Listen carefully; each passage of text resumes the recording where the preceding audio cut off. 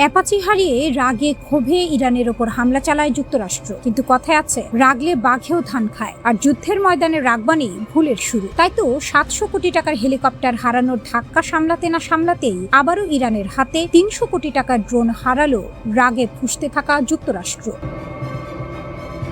শুধু কি তাই, এবার যুক্তরাষ্ট্রের বুকের ভেতর কাঁপন ধরিয়ে মার্কিন সামরিক উপস্থিতির একাধিক গুরুত্বপূর্ণ ঘাঁটি লক্ষ্য করে ঝাঁকে ঝাঁকে ব্যালিস্টিক মিসাইল ও ড্রোন ছুড়েছে ইরান। আঘাত এসেছে একসঙ্গে 3 দেশে, বাহরাইন, কুয়েত এবং জর্ডানে। তারপরও ক্ষান্ত হয়নি পারস্যের এই দেশ, দাঁতে দাঁত চেপে দিয়ে রেখেছে কঠিন হুমকি। প্রশ্ন এখন একটাই, নতুন করে আবারও কি ঘটছে মধ্যপ্রাচ্যে? আবারও কি শুরু হতে যাচ্ছে নজিরবিহীন যুদ্ধাবস্থা?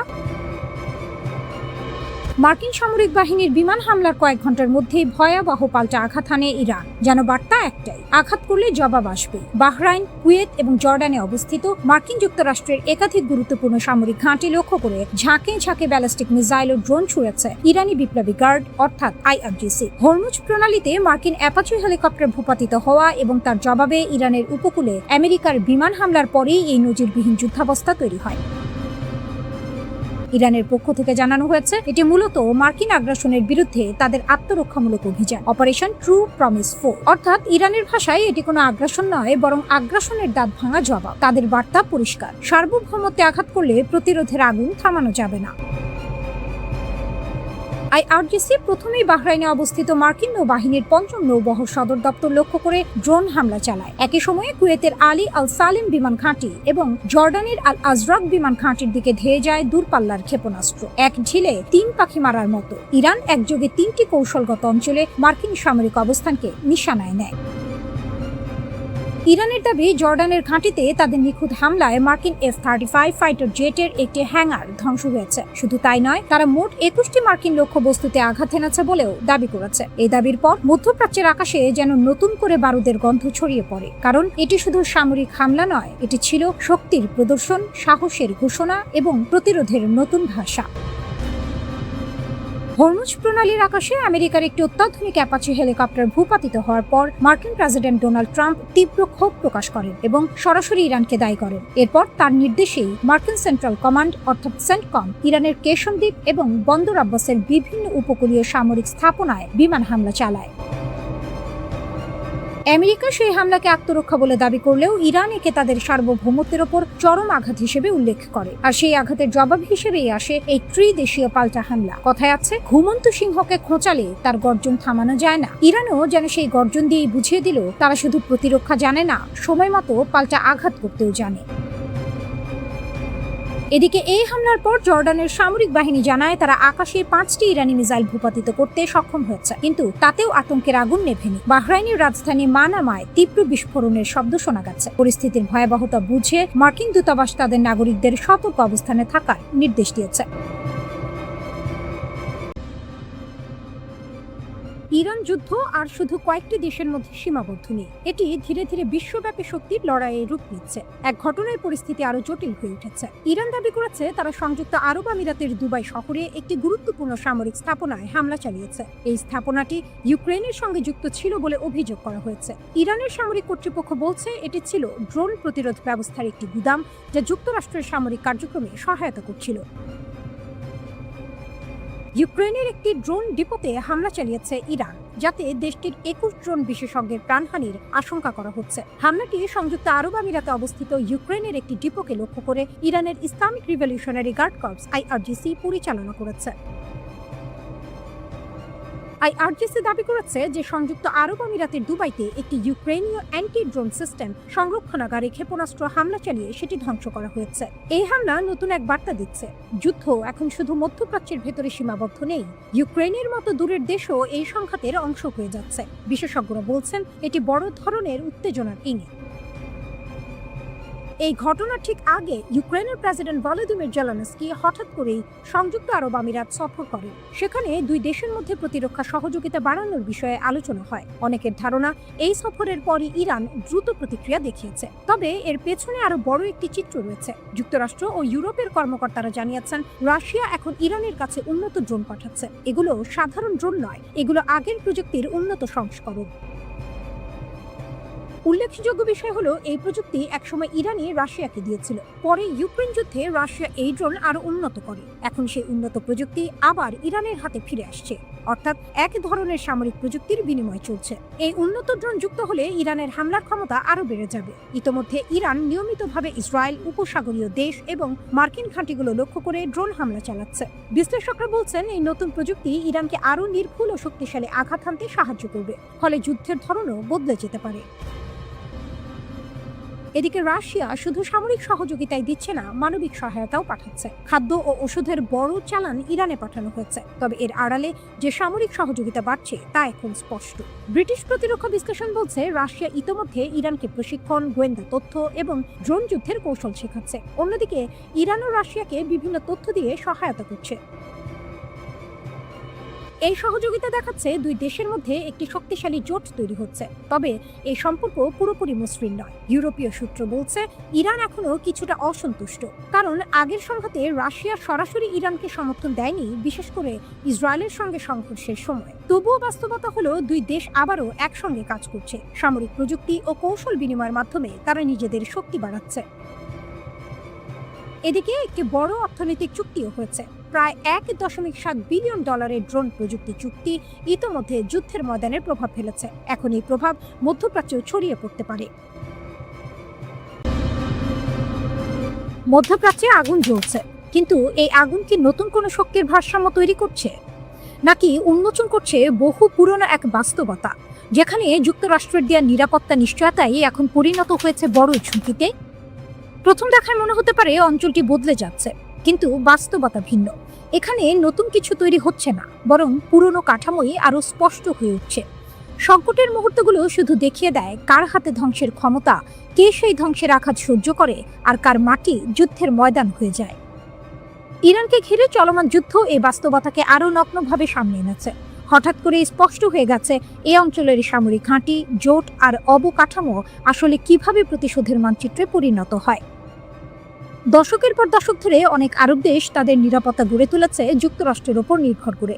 মার্কিন সামরিক ঘাঁটি, যৌথ প্রতিরক্ষা ব্যবস্থা, অস্ত্র ক্রয়, সব মিলিয়ে তৈরি হয়েছে এক বিশাল নিরাপত্তা কাঠামো। বাইরে থেকে এটাকে বলা হয়েছে সুরক্ষা। কিন্তু প্রশ্ন উঠছে, এটা কি সত্যিই সুরক্ষা ছিল? বাস্তবে এই কাঠামো শুধু রক্ষা করার জন্য নয়, বরং একটি নির্দিষ্ট শক্তির প্রভাব বজায় রাখার জন্য তৈরি। এখানে যুদ্ধ কোনো দুর্ঘটনা নয়, বরং একটি পদ্ধতি, একটি উপায় যার মাধ্যমে সংকট নিয়ন্ত্রণ করা হয় এবং ক্ষমতা ধরে রাখা হয়। এই কাঠামোর ভেতরে ইরানকে সবসময় একটি স্থায়ী হুমকি হিসেবে তুলে ধরা হয়েছে, কারণ ইরান একটি বিপ্লবের মাধ্যমে এমন এক শাসন ব্যবস্থা গড়ে তুলেছে যা বাইরের প্রভাবকে চ্যালেঞ্জ করে। ফলে অস্থিতিশীলতা শব্দটি ব্যবহার করে তাকে হুমকি হিসেবে দেখানো হয়েছে। কিন্তু বাস্তবতা আরও জটিল। ইরান ও উপসাগরীয় দেশগুলোর সম্পর্ক সবসময় শত্রুতাপূর্ণ ছিল না। কখনো প্রতিদ্বন্দ্বিতা, কখনো সমঝোতা, কখনো সহযোগিতা, সবই ছিল। কিন্তু মার্কিন নিরাপত্তা কাঠামো এই সম্পর্ককে একরকমভাবে স্থায়ী হুমকিতে পরিণত করেছে। যে ঘাঁটিগুলো একসময় নিরাপত্তার প্রতীক ছিল, সেগুলোই এখন আক্রমণের প্রধান লক্ষ্যবস্তু। কারণ এগুলো শুধু প্রতিরক্ষার জন্য নয়, এগুলো শক্তি প্রদর্শনের কেন্দ্র, যুদ্ধ পরিচালনার কেন্দ্র। একই চিত্র দেখা যায় হরমুজ প্রণালীতেও। বিশ্বের প্রায় 1/5 তেল এই সরু পথ দিয়ে যায়। উপসাগরীয় অর্থনীতির প্রাণ ভ্রমরা এটি। কিন্তু যুদ্ধের উত্তাপে এখানেও সামরিক উত্তেজনা বাড়ছে। যুক্তরাষ্ট্র সামরিক পদক্ষেপ বাড়াচ্ছে, অথচ এর ঝুঁকি বহন করছে মূলত আঞ্চলিক দেশগুলো। তেল রপ্তানি বাধাগ্রস্ত হচ্ছে, বিমান খরচ বাড়ছে, বাজারে অস্থিরতা তৈরি হচ্ছে। কিন্তু এই ক্ষতিকে অনেক সময় ছোট মূল্য হিসেবে দেখা হয় বৃহত্তর কৌশলগত স্বার্থের তুলনায়। যে নিরাপত্তা নিশ্চয়তার কথা বলা হয় তা আসলে পূর্ণাঙ্গ প্রতিরক্ষা চুক্তি নয়। অস্ত্র ক্রয়ের মাধ্যমেও এই নির্ভরতা আরও গভীর হয়, কারণ শুধু অস্ত্র নয়, এর সঙ্গে জড়িয়ে থাকে রক্ষণাবেক্ষণ, প্রশিক্ষণ, প্রযুক্তি, সবকিছু। ফলে একটি দেশের সামরিক ব্যবস্থা ধীরে ধীরে অন্য একটি শক্তির ওপর নির্ভরশীল হয়ে পড়ে। ফলে একটি নতুন বাস্তবতা তৈরি হয়, যেখানে একটি দেশ শুধু নিজেকে রক্ষা করে না, বরং একটি বৃহত্তর শক্তির অংশ হয়ে ওঠে। আর সেখানেই জন্ম নেয় সবচেয়ে বড় দ্বন্দ্ব। কারণ যখন যুদ্ধ শুরু হয়, তখন এই ঘাঁটি, বন্দর, রাডার সবকিছুই হয়ে যায় লক্ষ্যবস্তু। তখন একটি দেশ শুধু নিরাপত্তা পায় না, বরং নিজের ভূখণ্ডকেই যুদ্ধের অংশ করে তোলে। সাইরেন, বিস্ফোরণ, ড্রোনের গুঞ্জন, সব মিলিয়ে যুদ্ধ এক ভয়ঙ্কর অধ্যায়ে প্রবেশ করেছে। আর এই উত্তেজনার কেন্দ্রে রয়েছে ইরানের এলিট বাহিনী ইসলামিক রিভলিউশনারি গার্ড কর্পস। ইরানের এই বাহিনী দাবি করেছে তারা ইসরায়েলের গুরুত্বপূর্ণ সামরিক ও মহাকাশ অস্ত্র উৎপাদন কেন্দ্রগুলোর ওপর হামলা চালিয়েছে। শুধু তাই নয়, আকাশে জ্বলে উঠেছে ইরানের ভয়ঙ্কর ক্ষেপণাস্ত্র। এর মধ্যে ছিল hypersonic ballistic missile Fattah hypersonic missile, যা কয়েক মিনিটের মধ্যেই লক্ষ্যবস্তুতে আঘাত হানতে সক্ষম। এর পাশাপাশি দীর্ঘপাল্লার ক্ষেপণাস্ত্র ব্যবহার করা হয়েছে বলে দাবি করা হয়েছে। এর মধ্যে রয়েছে ইমাদ মিসাইল এবং গাদার মিসাইল। ইরানের ভাষ্য অনুযায়ী এই হামলার লক্ষ্য ছিল ইসরায়েলের সামরিক মহাকাশ প্রযুক্তি কেন্দ্রগুলো। যদিও কোন নির্দিষ্ট স্থাপনায় আঘাত হানা হয়েছে তা স্পষ্ট করে বলা হয়নি। এদিকে ইসরায়েলি সংবাদ মাধ্যম দ্য টাইমস অফ ইসরায়েল জানিয়েছে, হামলার সময় উত্তর ইসরায়েলে সাইরেন বেজে ওঠে। একই সঙ্গে জেরুজালেম অঞ্চলেও সতর্কবার্তা জারি করা হয়, কারণ ইসরায়েলি সেনাবাহিনী ইসরায়েল ডিফেন্স ফোর্সেস ইরান থেকে ক্ষেপণাস্ত্র ছোড়ার সংকেত শনাক্ত করছিল। ইসরায়েলের দাবি, ইরান থেকে সীমিত সংখ্যক ক্ষেপণাস্ত্র ছোড়া হয়েছিল। এর বেশিরভাগই প্রতিরক্ষা ব্যবস্থায় ধ্বংস করা হয়েছে অথবা খোলা জায়গায় গিয়ে পড়েছে। তবে একটি ক্ষেপণাস্ত্র ধ্বংস হওয়ার পর তার ধ্বংসাবশেষ মধ্য ইসরায়েলের কয়েকটি এলাকায় পড়ে। আল জাজিরা এর প্রতিবেদনে বলা হয়েছে, ক্ষেপণাস্ত্রের টুকরো তেল আবিবের কাছে কয়েকটি শহরে পড়ে। এর মধ্যে ছিল শাম, রিশন লেৎসিয়ন, লড এবং নেস জিওনার মতো এলাকা। এই যুদ্ধের ভয়াবহতা বোঝা যায় আরেকটি পরিসংখ্যান থেকে। ইসরায়েলের স্বাস্থ্য মন্ত্রণালয়ের তথ্য অনুযায়ী যুক্তরাষ্ট্র ও ইসরায়েলের সঙ্গে সংঘাত শুরু হওয়ার পর থেকে অন্তত ৩,৩৬৯ জন মানুষ আহত হয়ে হাসপাতালে ভর্তি হয়েছে। শুধু গত ২৪ ঘন্টাতেই আহত হয়েছে ১৪২ জন।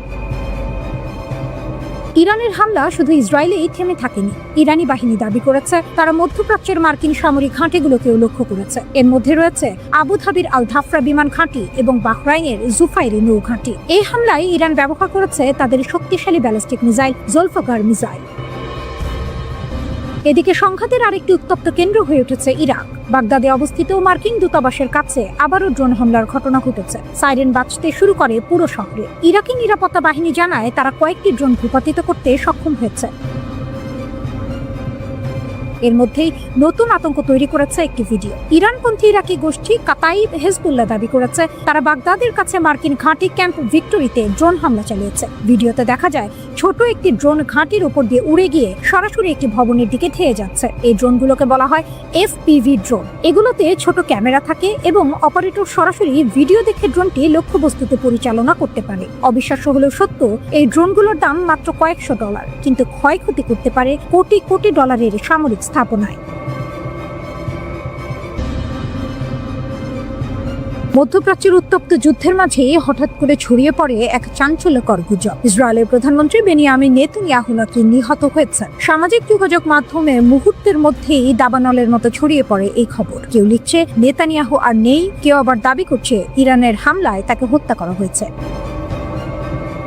কিন্তু ইসরায়েল সরকার দ্রুতই এই গুজবকে মিথ্যা বলে উড়িয়ে দেয়। প্রধানমন্ত্রীর কার্যালয় স্পষ্টভাবে জানায় নেতানিয়াহু সম্পূর্ণ সুস্থ আছেন। এক বিবৃতিতে বলা হয় প্রধানমন্ত্রী ভালো আছেন। এই বক্তব্য দেওয়া হয় তুরস্কের সংবাদ সংস্থা আনাদোলু এজেন্সিকে। তবুও গুজব থামেনি। সামাজিক মাধ্যমে নানা পোস্ট, মিম এবং বিকৃত স্ক্রিনশট ছড়িয়ে পড়ে, যা রহস্যকে আরো ঘনীভূত করে তোলে।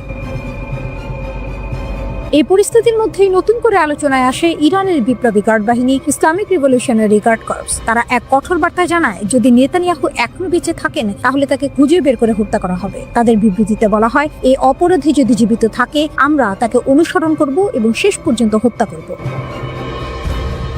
এদিকে যুদ্ধের উত্তেজনার মধ্যেই নেতানিয়াহু 14 মার্চ সামাজিক মাধ্যমে যুদ্ধ পরিস্থিতি নিয়ে একটি ভিডিও বার্তা প্রকাশ করে। কিন্তু আশ্চর্যের বিষয়ে মানুষ তার বক্তব্যের চেয়ে বেশি নজর দেয় ভিডিওর একটি অদ্ভুত বিষয় নিয়ে। কিছু ব্যবহারকারী দাবি করেন ভিডিওতে নেতানিয়াহুর হাতে নাকি 6টি আঙুল দেখা গেছে। এরপরই শুরু হয় নতুন বিতর্ক।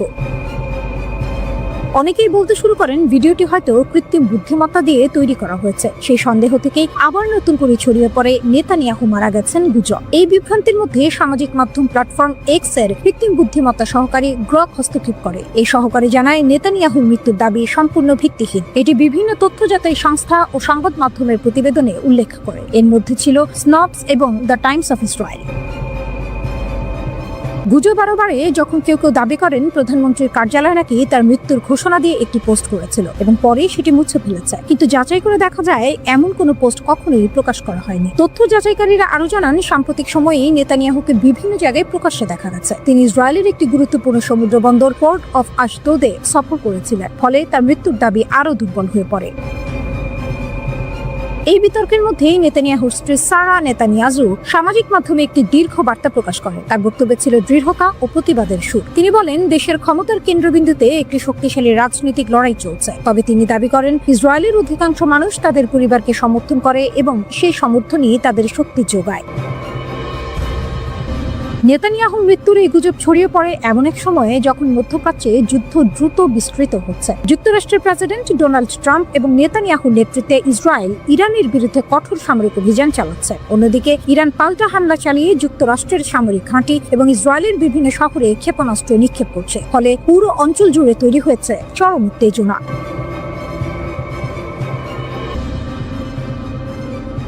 ইরান ইসরায়েলের দিকে ব্যালিস্টিক ক্ষেপণাস্ত্রের ব্যাপক হামলা অব্যাহত রাখে। এই হামলার একটি সিসিটিভি ভিডিও সামাজিক যোগাযোগ মাধ্যমে দ্রুত ভাইরাল হয়ে যায়। ভিডিওটি প্রকাশ করে ইরানের রাষ্ট্রীয় সম্প্রচার মাধ্যম Islamic Republic of Iran broadcasting. ভিডিওতে দেখা যায় একটি ক্লাস্টার ক্ষেপণাস্ত্রের টুকরো মধ্য ইসরায়েলের একটি এলাকায় আঘাত হানছে। মুহূর্তের মধ্যে ভয়ঙ্কর বিস্ফোরণ ঘটে, এরপর আকাশে উঠে যায় ঘন কালো ধোঁয়া। শহরের বিভিন্ন এলাকায় আতঙ্ক ছড়িয়ে পড়ে। এর আগে দক্ষিণ ইসরায়েলে আরেকটি ক্ষেপণাস্ত্র হামলায় 2 জন আহত হন। ইসরায়েলের জাতীয় জরুরি সেবা সংস্থা মেগান ডেভিড আদম জানিয়েছে, যুদ্ধ শুরু হওয়ার পর থেকে ইরান শত শত ক্ষেপণাস্ত্র ও ড্রোন ছুড়েছে ইসরায়েল এবং উপসাগরীয় কয়েকটি দেশের দিকে। আরেকটি হামলার লক্ষ্য ছিল ইসরায়েলের দক্ষিণের শহর ইলাক। ইসরায়েলি গণমাধ্যম জানায়, নতুন ব্যালিস্টিক ক্ষেপণাস্ত্র হামলার পর শহরের বিভিন্ন জায়গায় বিস্ফোরণের খবর পেয়ে দ্রুত ঘটনাস্থলে ছুটে যান চিকিৎসা কর্মীরা। তবে এসব বিস্ফোরণের সঠিক কারণ তখনও নিশ্চিত হওয়া যায়নি। কিছু প্রতিবেদনে বলা হয়, ইসরায়েলের প্রতিরক্ষা ব্যবস্থা ক্ষেপণাস্ত্র ভূপাতিত করার পর সেগুলো টুকরো পড়ে বিস্ফোরণ ঘটতে পারে। আবার কেউ কেউ মনে করছেন এগুলো ক্লাস্টার বোমার সাবমিউনিশনও হতে পারে। এক বিবৃতিতে ইসরায়েল ডিফেন্স ফোর্সেস জানায়, ইরান থেকে ছোড়া ক্ষেপণাস্ত্র শনাক্ত করার পর প্রতিরক্ষা ব্যবস্থা সক্রিয় করা হয়েছে। পাশাপাশি ঝুঁকিপূর্ণ এলাকাগুলোর মানুষের মোবাইল ফোনে সতর্কবার্তা পাঠানো হয়েছে, যাতে তারা দ্রুত নিরাপদ আশ্রয়ে চলে যায়।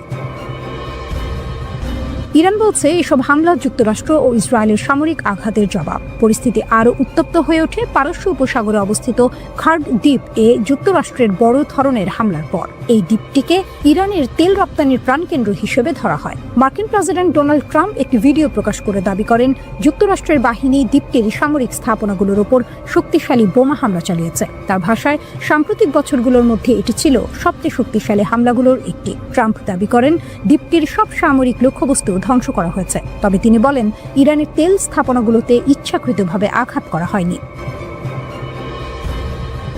তার মতে, মানবিক বিবেচনা থেকেই তেল অবকাঠামোকে লক্ষ্যবস্তু করা হয়নি। অথচ এই দ্বীপ দিয়েই ইরানের প্রায় 90% অপরিশোধিত তেল রপ্তানি হয়। খার্ড দ্বীপটি ইরানের মূল ভূখণ্ড থেকে প্রায় 27 মাইল দূরে অবস্থিত। এটি দেশটির প্রধান তেল রপ্তানি টার্মিনাল। প্রতি বছর প্রায় 950 মিলিয়ন ব্যারেল তেল এখান দিয়ে রপ্তানি হয় এবং প্রতিদিন প্রায় 7 মিলিয়ন ব্যারেল তেল লোড করার সক্ষমতা রয়েছে। তাই অনেকেই এটিকে ইরানের অর্থনীতির মেরুদণ্ড বলে মনে করেন।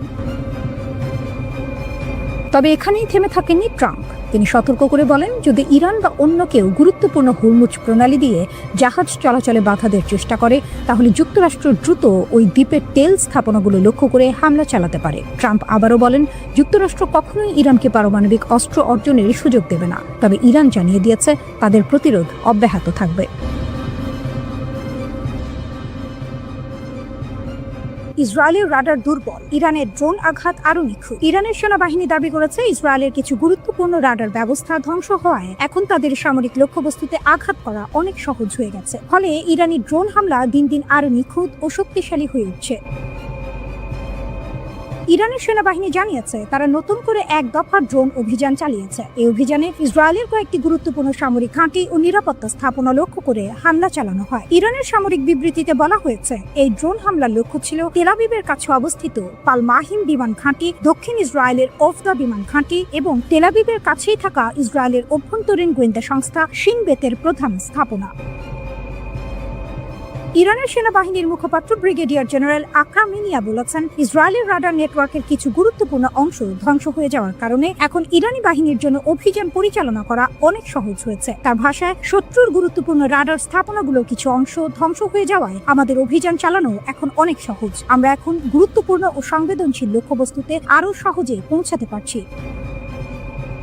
তিনি আরো বলেন, সময়ের সঙ্গে সঙ্গে এই ড্রোন অভিযান আরো নিখুঁত হয়ে উঠছে। প্রতিদিন ইরানের হামলা আরো সুনির্দিষ্ট লক্ষ্যবস্তুতে আঘাত হানছে। ইরানের সেনাবাহিনীর দাবি অনুযায়ী তাদের বিশেষ ধরনের লোইটারিং ড্রোন এই হামলায় ব্যবহার করা হয়েছে। এই ড্রোনগুলো দীর্ঘ সময় আকাশে ভেসে থেকে নির্দিষ্ট লক্ষ্য খুঁজে বের করতে পারে এবং সুযোগ পেলেই আঘাত হানে। ইসরায়েলের হামলায় এই ড্রোনগুলো পালমাহিম ও ওফদা বিমান ঘাঁটির নিয়ন্ত্রণ টাওয়ার, রানওয়ে এবং বিমান হ্যাঙ্গার লক্ষ্য করে আঘাত হানে। পালমাহিম বিমান ঘাঁটি ইসরায়েলের জন্য অত্যন্ত গুরুত্বপূর্ণ একটি সামরিক কেন্দ্র। এটি তেল আবিবের কাছাকাছি অবস্থিত এবং এখান থেকে ইসরায়েলের স্যাটেলাইট উৎক্ষেপণ ও ক্ষেপণাস্ত্র পরীক্ষার কার্যক্রম পরিচালিত হয়। এই ঘাঁটিতে ইসরায়েলের শক্তিশালী ক্ষেপণাস্ত্র প্রতিরক্ষা ব্যবস্থা ডেভিড স্লিং এবং উন্নত হার্মেস 900 ড্রোনও মোতায়েন থাকে। অন্যদিকে ওফদা বিমান ঘাঁটিও ইসরায়েলি বিমান বাহিনীর একটি গুরুত্বপূর্ণ প্রশিক্ষণ কেন্দ্র। এখানে নিয়মিত যুদ্ধ বিমান প্রশিক্ষণ দেওয়া হয়। এছাড়া অতীতে এই ঘাঁটিতে যুক্তরাষ্ট্রের অত্যাধুনিক F-22 যুদ্ধ বিমানও মোতায়েন করা হয়েছিল। ইরানের ড্রোন হামলার আরেকটি গুরুত্বপূর্ণ লক্ষ্য ছিল ইসরায়েলের গোয়েন্দা সংস্থা শিন বেতের সদর দপ্তর। এই সংস্থাটি ইসরায়েলের অভ্যন্তরীণ নিরাপত্তা ব্যবস্থার কেন্দ্র হিসেবে কাজ করে। শিন বেত দেশের ভেতরের নিরাপত্তা অভিযান সমন্বয় করে এবং শীর্ষ সরকারি কর্মকর্তাদের নিরাপত্তা নিশ্চিত করে। এই হামলাগুলো এমন সময় ঘটল যখন ইরান বলছে তারা এখনো প্রতিরক্ষামূলক সামরিক অভিযান চালিয়ে যাচ্ছে। তাদের দাবি, এই অভিযান শুরু হয়েছে যুক্তরাষ্ট্র ও ইসরায়েলের বড় ধরনের হামলার জবাব হিসেবে। সব মিলিয়ে মধ্যপ্রাচ্যে এখন যে সংঘাত চলছে তা দ্রুত আরো বিস্তৃত রূপ নিচ্ছে। আকাশে ড্রোন, মিসাইল এবং যুদ্ধ বিমানের ছায়া ঘন হয়ে উঠছে প্রতিদিন। আর এই সংঘাত যত দীর্ঘ হচ্ছে তত স্পষ্ট হচ্ছে এই যুদ্ধ শুধু দুটি দেশের মধ্যে সীমাবদ্ধ নয়, বরং পুরো অঞ্চলের নিরাপত্তা ও স্থিতিশীলতার জন্য এক বড় পরীক্ষায় পরিণত হয়েছে। ইরান যুদ্ধের ছায়া যত ঘন হচ্ছে ততই নতুন নতুন নাটকীয় তথ্য সামনে আসছে। যুদ্ধক্ষেত্রের গর্জনের বাইরে এবার শোনা যাচ্ছে আরেক ধরনের আওয়াজ, অসন্তুষ্টির আওয়াজ। অভিযোগ উঠছে, ইরানের বিরুদ্ধে সম্ভাব্য যুদ্ধে যেতে চান না অনেক মার্কিন সেনা।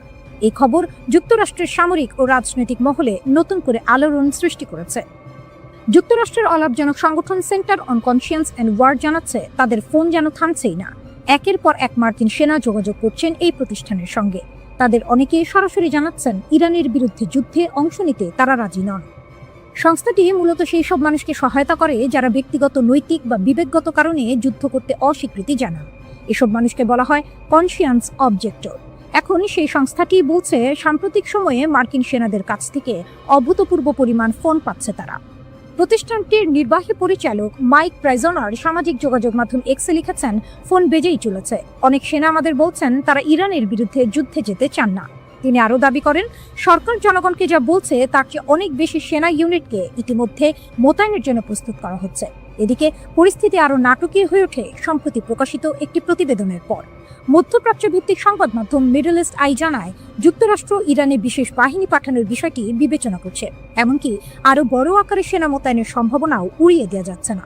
এই খবর ছড়িয়ে পড়তেই মার্কিন সেনাদের মধ্যে উদ্বেগ আরও বাড়তে শুরু করেছে। এরই মধ্যে যুক্তরাষ্ট্রের সেনাবাহিনী একটি বড় সিদ্ধান্ত নিয়েছে। তাদের বিখ্যাত 82তম এয়ারবোর্ন ডিভিশনের কিছু সেনার জন্য নির্ধারিত বড় ধরনের প্রশিক্ষণ মহড়া বাতিল করা হয়েছে।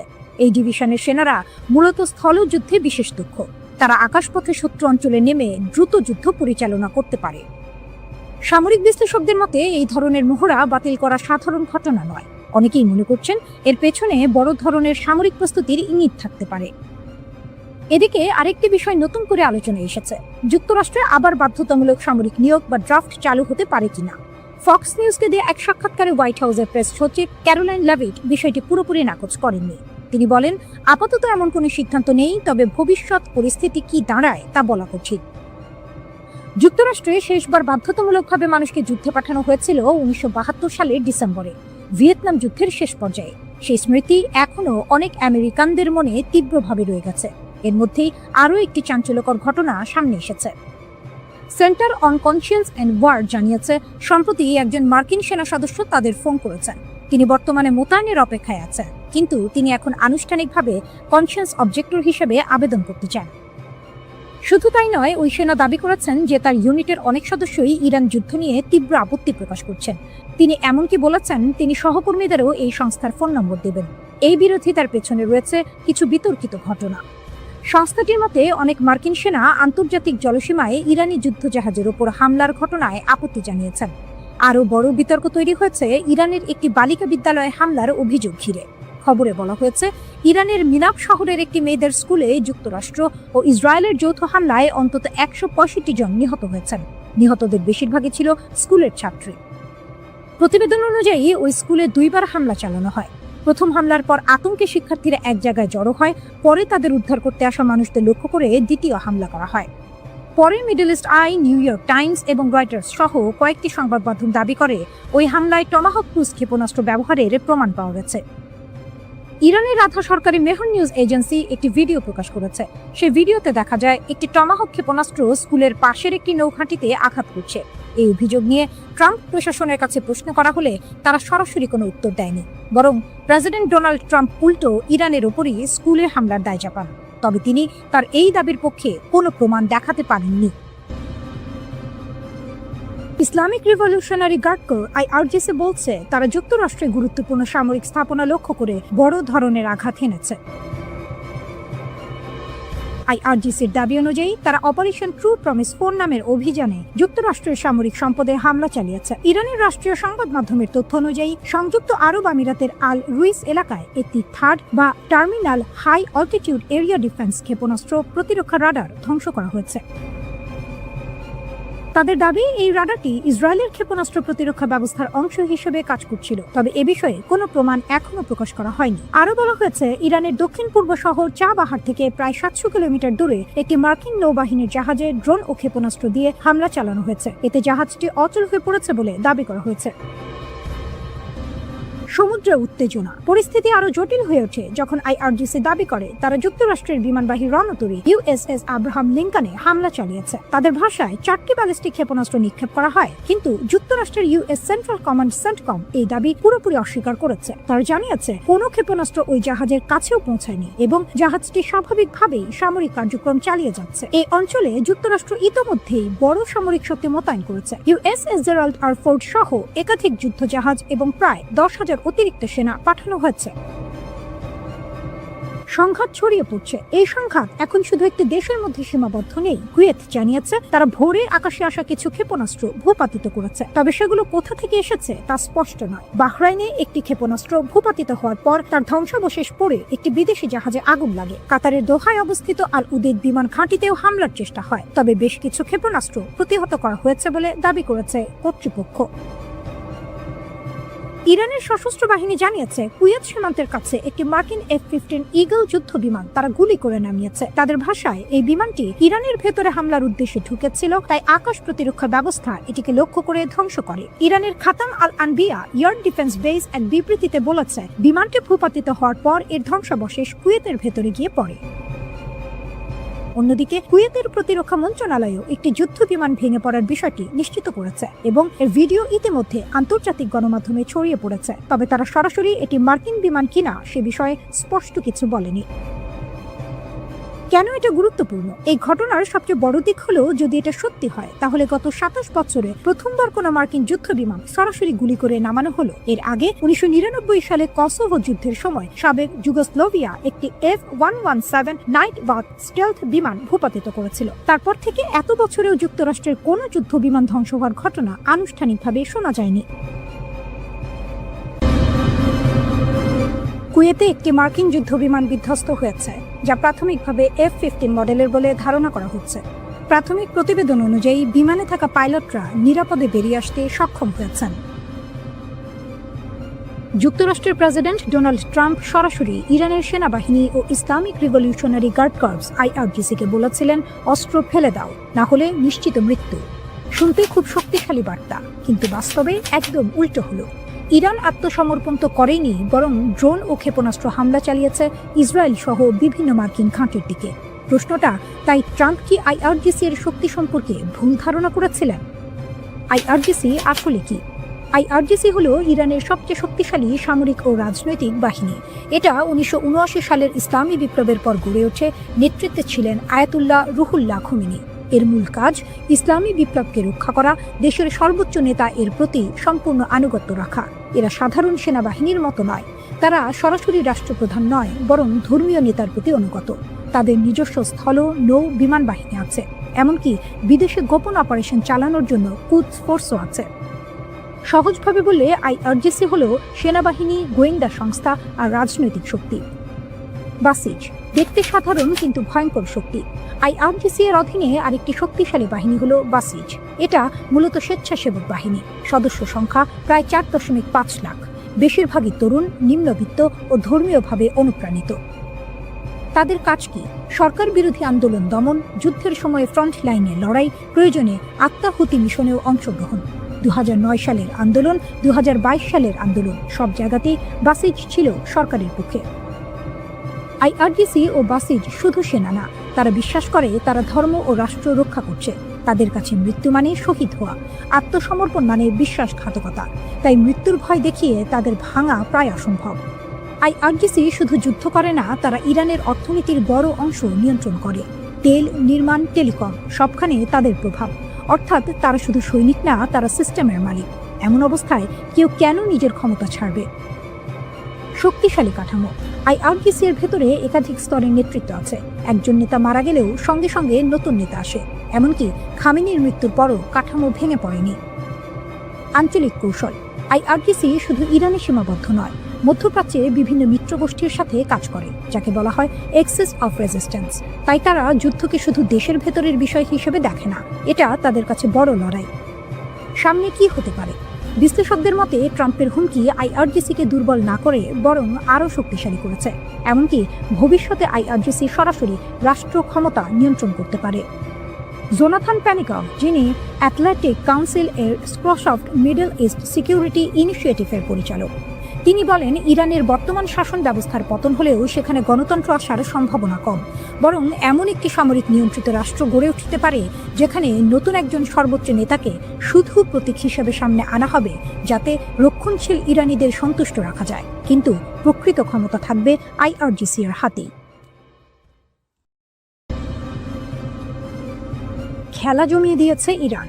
যুক্তরাষ্ট্র যদি খামেনির দেশকে দুর্বল ভেবে থাকে, তবে বোকার স্বর্গেই বাস করছে। মধ্যপ্রাচ্যের মার্কিন ঘাঁটি এখন আইআরজিসির হিট লিস্টে। মধ্যপ্রাচ্যে কাতার সহ যেসব দেশে মার্কিন সামরিক ঘাঁটি আছে। কাতারের আল উদেদ ঘাঁটিটি পুরো অঞ্চলের সবচেয়ে বড় মার্কিন ঘাঁটি। এখানে মার্কিন সেন্ট্রাল কমান্ড এবং এর বিমান বাহিনীর ফরওয়ার্ড হেডকোয়ার্টার রয়েছে। ইরাক, সিরিয়া ও আফগানিস্তানে মার্কিন সামরিক অভিযানের সময় আল উদেদ ঘাঁটি কেন্দ্রীয় ভূমিকা পালন করেছে। মার্কিন বিমান বাহিনীর 379তম ইয়ার এক্সপিডিশনারি উইংও এখানে মোতায়েন রয়েছে। মার্কিন প্রেসিডেন্ট ডোনাল্ড ট্রাম্প মে মাসে মধ্যপ্রাচ্য সফরের সময় এই ঘাঁটি পরিদর্শন করেছিলেন। স্যাটেলাইট চিত্র অনুযায়ী সম্প্রতি ওয়াশিংটন আল উদেইদের রানওয়ে থেকে কয়েক ডজন বিমান প্রত্যাহার করেছে। ধারণা করা হচ্ছে মার্কিন হস্তক্ষেপের পর ইরানের সম্ভাব্য হামলা থেকে রক্ষা পেতে বিমানগুলো সরানো হয়েছে। গত 5 জুন প্ল্যানেট ল্যাবস এর ছবিতে দেখা গিয়েছে 40টি বিমান, যার মধ্যে ছিল C-130 হারকিউলিস ট্রান্সপোর্ট এবং বিশেষ গোয়েন্দা সংগ্রহের জন্য ব্যবহৃত রিকননাইসেন্স প্লেন। 2 সপ্তাহ পরে সেখানে মাত্র 3টি বিমান দেখা যায়। প্রায় 10,000 মার্কিন সেনা কাতারে মোতায়েন রয়েছে। বাহরাইনে মার্কিন নৌবাহিনীর 5ম ফ্লিটের সদর দফতর রয়েছে। এটি পারস্য উপসাগর, লোহিত সাগর, আরব সাগর এবং পূর্ব আফ্রিকার উপকূলে মার্কিন নৌবাহিনীর কার্যক্রমের জন্য দায়িত্বশীল। এই স্থাপনা নেভাল সাপোর্ট অ্যাক্টিভিটি বাহরাইন নামে পরিচিত। এখানে মার্কিন নৌবাহিনীর কেন্দ্রীয় কমান্ডের সদর দফতরও রয়েছে। প্রায় 9,000 মার্কিন সেনা বাহরাইনে মোতায়েন রয়েছে। এখানে মার্কিন নৌবাহিনীর বিভিন্ন জাহাজ রয়েছে, যার মধ্যে USS কার্ল ভিনসন এর মতো সুপার ক্যারিয়ার জাহাজ এবং 4টি মাইন ক্লিয়ারেন্স ভেসেল ও 2টি লজিস্টিক সাপোর্ট জাহাজ আছে। মার্কিন কোস্টগার্ডের 6টি দ্রুত প্রতিক্রিয়াশীল নৌকা সহ আরও অনেক জলযান রয়েছে। কুয়েতে মার্কিন সেনার সবচেয়ে বড় ঘাঁটিগুলোর মধ্যে একটি ক্যাম্প আরিফজান। এখানে মার্কিন সেন্ট্রাল কমান্ডের হেডকোয়ার্টার রয়েছে। এটি অপারেশনাল এবং লজিস্টিক হাব হিসেবে কাজ করে। কুয়েতের আলী আল সালেম বিমান ঘাঁটিতে 386তম ইয়ার এক্সপিডিশনারি উইং মোতায়েন রয়েছে। এই ঘাঁটিতে MQ-9 রিপার সহ ড্রোনও রয়েছে। ক্যাম্প আরিফজান ও আলী আল সালেম বিমান ঘাঁটিতে মিলিয়ে প্রায় 13,500 মার্কিন সেনা মোতায়েন আছে। সংযুক্ত আরব আমিরাত ইউএই এর আল ধাফরা বিমান ঘাঁটিতে মার্কিন সামরিক ঘাঁটি রয়েছে। এটি কৌশলগত ঘাঁটি যা গোয়েন্দা তথ্য সংগ্রহ এবং যুদ্ধ বিমান অভিযানে সাহায্য করে। এখানে 380তম ইয়ার এক্সপিডিশনারি উইং মোতায়েন আছে। এই 10টি বিমান স্কোয়াড্রন নিয়ে গঠিত এবং এখানে MQ-9 রিপার ড্রোনও রয়েছে। ইরাক। সাদ্দাম হুসেনের পতনের সময় ইরাকে 500টিরও বেশি ঘাঁটিতে প্রায় 1,60,000 মার্কিন সেনা মোতায়েন ছিল। বর্তমানে প্রায় 2,500 সেনা আছে এবং ধীরে ধীরে প্রত্যাহারের জন্য বাগদাদ সরকারের সঙ্গে আলোচনা চলছে। মার্কিন বাহিনী মূলত কুর্দিস্তানের আল আসাদ এবং ইরবিল বিমান ঘাঁটি থেকে কাজ করছে। 2023 সালের অক্টোবরের গাজা যুদ্ধে এই ঘাঁটিগুলো ইরানের মিত্রগোষ্ঠীর লক্ষ্যবস্তুতে পরিণত হয়েছে। সিরিয়ায় মার্কিন সামরিক উপস্থিতি মূলত ইসলামিক স্টেটের বিরুদ্ধে লড়াইয়ের সঙ্গে সম্পর্কিত। এখানে প্রায় 2,000 মার্কিন সেনা রয়েছে যারা স্থানীয় নিরাপত্তা বাহিনীর সঙ্গে কাজ করছে। যুক্তরাষ্ট্রকে সবাইকে বিশ্বাস করাতে চায় ইরান একা, কিন্তু এই পৃথিবীতে ক্ষমতার সমীকরণ প্রতিনিয়ত বদলায়। ফক্স নিউজের সাবেক উপস্থাপক টাকার কার্লসন এক গুরুতর সতর্কবার্তা দিয়েছেন। রাজনৈতিক ভাষ্যকার টাকার কার্লসনের একটি টুইট আছড়ে পড়ল আন্তর্জাতিক সংবাদ মাধ্যমে। কার্লসন স্পষ্ট করে দিলেন, ইরানের পারমাণবিক কর্মসূচির দোহাই দিয়ে মার্কিনীরা যে যুদ্ধের দামামা বাজাচ্ছে তা কেবল মিথ্যাচার। মার্ক লেভিনের মতো মানুষেরা পারমাণবিক বিস্তার বন্ধ করার ভান করে ইরানের সঙ্গে যুদ্ধ চাপিয়ে দিচ্ছেন। কার্লসন তার এক্স অ্যাকাউন্টে লিখলেন, আসলে ইরান বোমা তৈরির কাছাকাছি পৌঁছেছে এমন কোনো বিশ্বাসযোগ্য প্রমাণ নেই। যারা অন্য কথা বলে তারা হয় অজ্ঞ নয় অসৎ। তার অভিযোগের তীর সরাসরি ওয়াশিংটনের তথাকথিত যুদ্ধবাজ নেতাদের দিকে। তিনি দাবি করলেন, ইরান পারমাণবিক বোমা বানাচ্ছে না কারণ তারা জানে যদি বানাতো তাহলে মার্কিন যুক্তরাষ্ট্র তৎক্ষণাৎ যুদ্ধ শুরু করে দেবে, আর ইরান এতটা বোকা নয় যে নিজেদের ধ্বংস ডেকে আনবে। কিন্তু তাহলে কেন এই যুদ্ধের উন্মাদনা? কার্লসনের মতে আসল উদ্দেশ্য ভিন্ন। আসল লক্ষ্য হলো শাসন ব্যবস্থা পরিবর্তন। তিনি জোর দিয়ে বললেন, তরুণ আমেরিকানদের আবারও মধ্যপ্রাচ্যে ঠেলে দেওয়া হচ্ছে আরেকটি সরকার উৎখাত করার জন্য। কিন্তু আমেরিকা বিদেশি নেতাদের উৎখাত করে যতবার সফল হয়েছে তার চেয়ে বেশিবার বিপর্যয় ডেকে এনেছে। তিনি বললেন, আমেরিকানদের কাছে শাসন ব্যবস্থা পরিবর্তন এখন বিপর্যয়ের সমার্থক।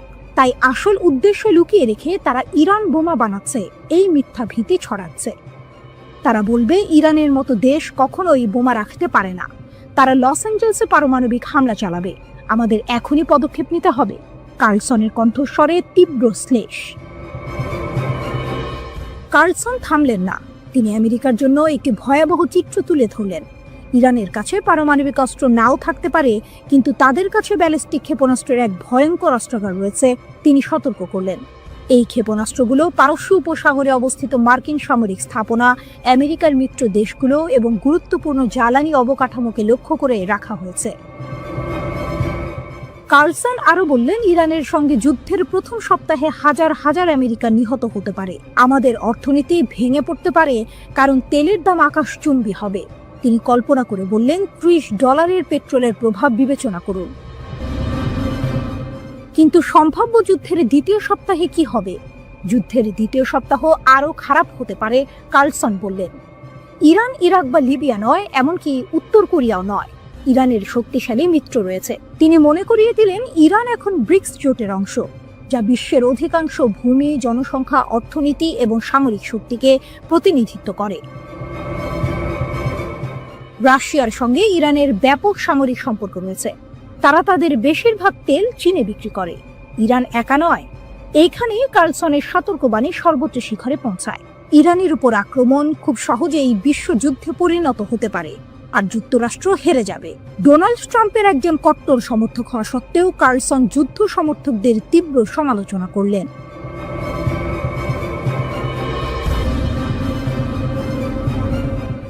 আন্তর্জাতিক মঞ্চে যখন ইরান তার পারমাণবিক কর্মসূচি নিয়ে কোণঠাসা, ঠিক তখনই পর্দার আড়াল থেকে উঠে এলো এক জোরালো কণ্ঠস্বর। বিশ্বজুড়ে যখন ইরানের পারমাণবিক কর্মসূচি নিয়ে উদ্বেগ আর নিষেধাজ্ঞার কালো মেঘ, তখন রাশিয়া সরাসরি তেহরানের পক্ষে দাঁড়ালো। ক্রেমলিনের মুখপাত্র দিমিত্রি পেসকভ স্পষ্ট ভাষায় জানালেন, মস্কো চায় ইরানের পারমাণবিক ইস্যুর শান্তিপূর্ণ সমাধান হোক এবং তেহরানের বৈধ অধিকার রক্ষা করা হোক। রাশিয়ান সংবাদ সংস্থা তাস এই খবরটি নিশ্চিত করে। এ যেন কোনো থ্রিলার সিনেমার মোড় ঘোরানো মুহূর্ত। পেসকভ বলেছেন, আমরা ইরানের পারমাণবিক সমস্যা শান্তিপূর্ণভাবে সমাধানের প্রচেষ্টাকে সম্পূর্ণভাবে সমর্থন করি। বিশ্বের প্রতিটি রাষ্ট্রেরই শান্তিপূর্ণ পারমাণবিক শক্তি ব্যবহারের অধিকার আছে এবং এটি আন্তর্জাতিক পরমাণু শক্তি সংস্থা ও বৈশ্বিক সম্প্রদায়ের কড়া নজরদারিতে হওয়া উচিত। তিনি আরও যোগ করেন, এই ধরনের কর্মসূচি বিশ্বের অনেক দেশেই পরিচালিত হচ্ছে এবং আমরা বিশ্বাস করি ইরান সহ সব দেশের এই অধিকার থাকা উচিত। এখানেই আসে গল্পের আসল টুইস্ট। রাশিয়া ইরানের সরকারি বিবৃতির ওপর আস্থা রাখছে, যেখানে তেহরান বলছে তাদের পারমাণবিক কর্মসূচির পেছনে কোনো সামরিক উদ্দেশ্য নেই। পেসকভ বলেছেন, ইরানের বিরুদ্ধে পারমাণবিক অস্ত্র তৈরির যেসব অভিযোগ রয়েছে, আমরা সেসব বিষয়ে ইরানের সরকারি বিবৃতিকে প্রধান ভিত্তি হিসেবে দেখি। ইরান পরমাণু অস্ত্র তৈরির কোনো পরিকল্পনা বা ইচ্ছা রাখে না, তাদের এই অবস্থানকেই আমরা গ্রহণ করি। কিন্তু পশ্চিমাদের প্রশ্ন, এই শান্তিপূর্ণ পারমাণবিক কর্মসূচি কতটা নিশ্চিত করবে যে ইরান কখনোই পারমাণবিক অস্ত্রের দিকে ঝুঁকবে না? এদিকে ইরান যুক্তরাষ্ট্র পারমাণবিক আলোচনার প্রেক্ষাপটেও নতুন কিছু তথ্য সামনে এসেছে, যা পরিস্থিতিকে আরও জটিল করে তুলেছে। মার্কিন প্রেসিডেন্ট ডোনাল্ড ট্রাম্প এর আগে দম্ভ করে বলেছিলেন যুক্তরাষ্ট্র ইরানকে ইউরেনিয়াম সমৃদ্ধির অনুমতি দেবে না। কিন্তু মার্কিন সংবাদ মাধ্যম এক্সিওস জানায়, চলতি বছরের 30 মে ওয়াশিংটনের পক্ষ থেকে ইরানকে একটি প্রস্তাব দেওয়া হয়েছে, যেখানে সীমিত পরিসরে ইউরেনিয়াম সমৃদ্ধির অনুমতি দেওয়ার কথা বলা হয়েছে। এই খবরটা যেন কোনো থ্রিলার সিনেমার ক্লাইম্যাক্সের আগে আসা অপ্রত্যাশিত তথ্য। ওমানের মধ্যস্থতায় ইরান ও যুক্তরাষ্ট্রের মধ্যে রোমে অনুষ্ঠিত হয় 5ম দফা আলোচনা। ওমানের পররাষ্ট্রমন্ত্রী বদর আল বুসাইদি জানান, কিছু অগ্রগতি হয়েছে, তবে তা এখনো চূড়ান্ত নয়। ইরানের প্রধান আলোচক ও পররাষ্ট্রমন্ত্রী আব্বাস আরাকচি আশাবাদ ব্যক্ত করে বলেছেন, আরও 1 বা 2 রাউন্ড আলোচনার মধ্য দিয়ে আমরা ইতিবাচক সমাধানে পৌঁছাতে পারব। বিশ্লেষকদের মতে রাশিয়ার এই অবস্থান আন্তর্জাতিক অঙ্গনে ইরানকে কূটনৈতিকভাবে শক্তিশালী করছে এবং পারমাণবিক ইস্যুতে মধ্যপ্রাচ্যে উত্তেজনা প্রশমের পথ খুলে দিতে পারে। শান্তিপূর্ণ পারমাণবিক উন্নয়নের পক্ষে রাশিয়ার সরাসরি সমর্থন ইরানের জন্য যেমন কৌশলগত সুবিধা তৈরি করেছে, তেমনি এটি ভবিষ্যতের আলোচনায় একটি ভারসাম্যপূর্ণ পরিবেশ গঠনে সহায়ক হতে পারে। কিন্তু এই গল্পের শেষ কোথায়? একদিকে যখন রাশিয়া ইরানের পাশে দাঁড়িয়ে শান্তিপূর্ণ পারমাণবিক অধিকারের কথা বলছে, অন্যদিকে যুক্তরাষ্ট্র সীমিত সমৃদ্ধির প্রস্তাব দিচ্ছে।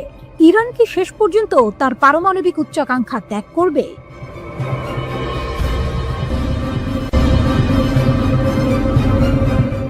ইরান মার্কিন টানাপোড়েন, কাঁপছে আরব দেশ, ট্রাম্পের ডাবল ট্রাবল।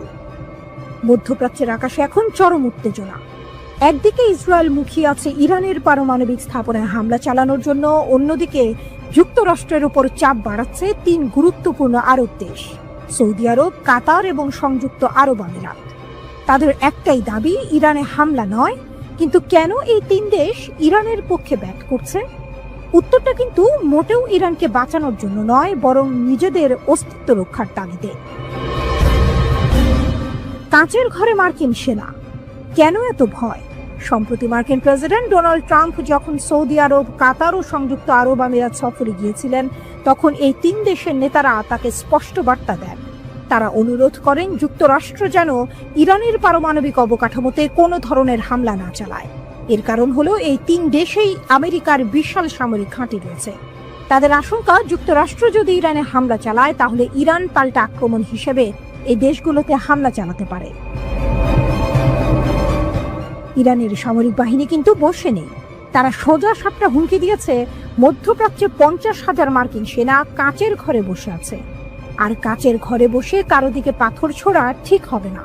শুধু তাই নয়, মধ্যপ্রাচ্যের যেসব দেশে মার্কিন সেনাদের ঘাঁটি আছে, ইরানের পররাষ্ট্র মন্ত্রণালয় তাদের চিঠি দিয়ে সতর্ক করে দিয়েছে, যদি তাদের দেশ থেকে মার্কিন সেনারা ইরানের হামলার প্রতিক্রিয়া দেখায়, তাহলে তেহরান সেই সব দেশে পাল্টা হামলা চালাবে।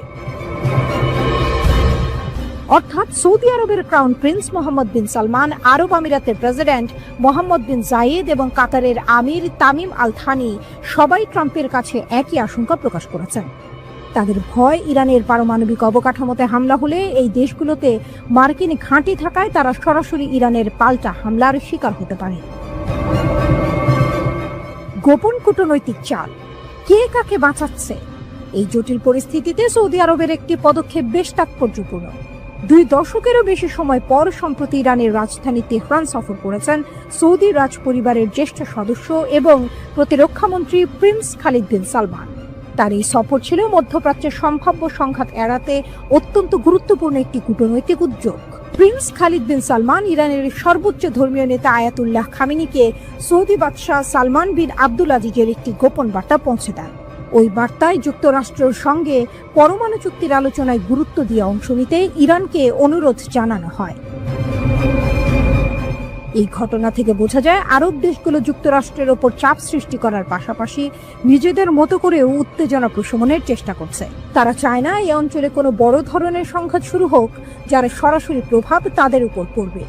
যদিও আরব দেশগুলো যুক্তরাষ্ট্রকে ইরানে হামলা চালাতে বারণ করছে, কিন্তু ওয়াশিংটনের চেয়ে এখন ইসরায়েলি ইরানে হামলা চালানোর ব্যাপারে বেশি আগ্রহী। ইসরায়েলের প্রধানমন্ত্রী বেনিয়ামিন নেতানিয়াহু এই বিষয়ে বেশ আগ্রাসী মনোভাব দেখাচ্ছেন। তবে মার্কিন প্রেসিডেন্ট ডোনাল্ড ট্রাম্প ইসরায়েলি প্রধানমন্ত্রীকে এই বিষয়ে কঠোরভাবে হুঁশিয়ারি দিচ্ছেন। ট্রাম্পের দাবি ইরানের সঙ্গে তাদের পারমাণবিক আলোচনা বেশ ভালোভাবেই এগোচ্ছে।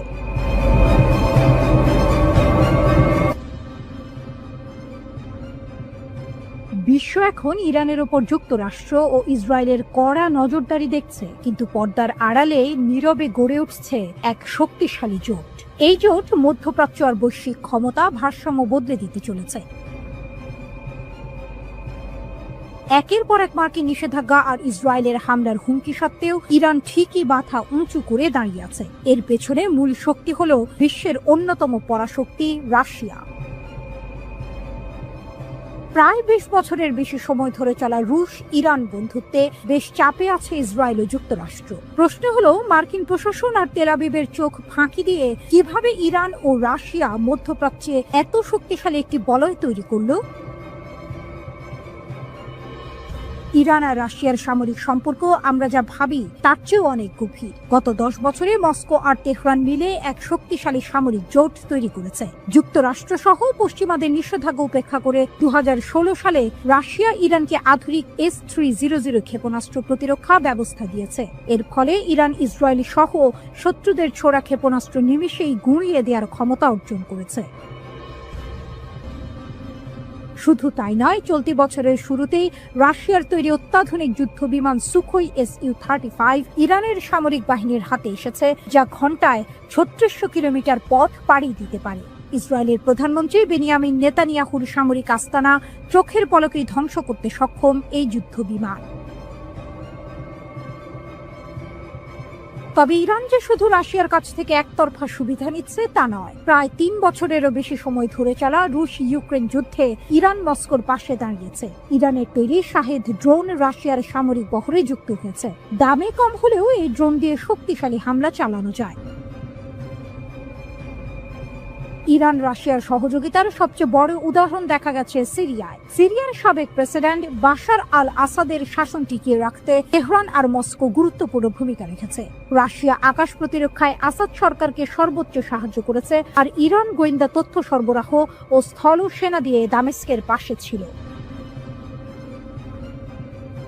সিরিয়ার মাটিতে তাদের এই সম্মিলিত প্রচেষ্টা শুধু সামরিকভাবে ইরান রাশিয়াকে শক্তিশালী করেনি, বরং যুক্তরাষ্ট্র সহ পশ্চিমাদের এই বার্তাও দিয়েছে যে মধ্যপ্রাচ্যের ভাগ্য নির্ধারণে এই দুই দেশ একজোট। অর্থনৈতিক সম্পর্ক ডলারের সাম্রাজ্যের বিকল্প পথ। যখন যুক্তরাষ্ট্র ও ইউরোপীয় ইউনিয়নের নিষেধাজ্ঞায় রাশিয়া আর ইরান বিপর্যস্ত, তখন তারা একে অপরকে সাহায্য করছে টিকে থাকার জন্য। মার্কিন ডলারকে একরকম বৃদ্ধাঙ্গুলি দেখিয়ে রাশিয়া ও ইরান নিজেদের স্থানীয় মুদ্রা রুবল ও রিয়াল দিয়ে লেনদেন করছে। এছাড়াও রাশিয়া ইরানের রেলপথ, তেল শোধনাগার এবং বিদ্যুৎ গ্রিডে বিলিয়ন বিলিয়ন ডলার বিনিয়োগ করছে। ইরানের বুশেহর পারমাণবিক বিদ্যুৎ কেন্দ্র নির্মাণ এবং দেশটির বেসামরিক পারমাণবিক স্বপ্নকে মস্কো সমর্থন করে চলেছে। কেন এই জোট গোপন, রহস্যের আড়ালে? কিন্তু একটা প্রশ্ন থেকেই যায়, আমরা কেন রাশিয়া ও ইরানের এই জোট সম্পর্কে সরাসরি কোনো তথ্য পাই না? বিশ্লেষকদের মতে আজকের এই বহুমেরুর বিশ্বে জোট আর প্রকাশ্যে ঘোষণা করা হয় না। বিশ্বব্যাপী নিজেদের বিচ্ছিন্নতা এড়াতেও এমন কৌশল গুরুত্বপূর্ণ। তবে এটি কেবল একটি জোট নয়, এটি একটি ফ্রন্ট, যা পশ্চিম আধিপত্যের বিরুদ্ধে এক ঐক্যবদ্ধ চ্যালেঞ্জ।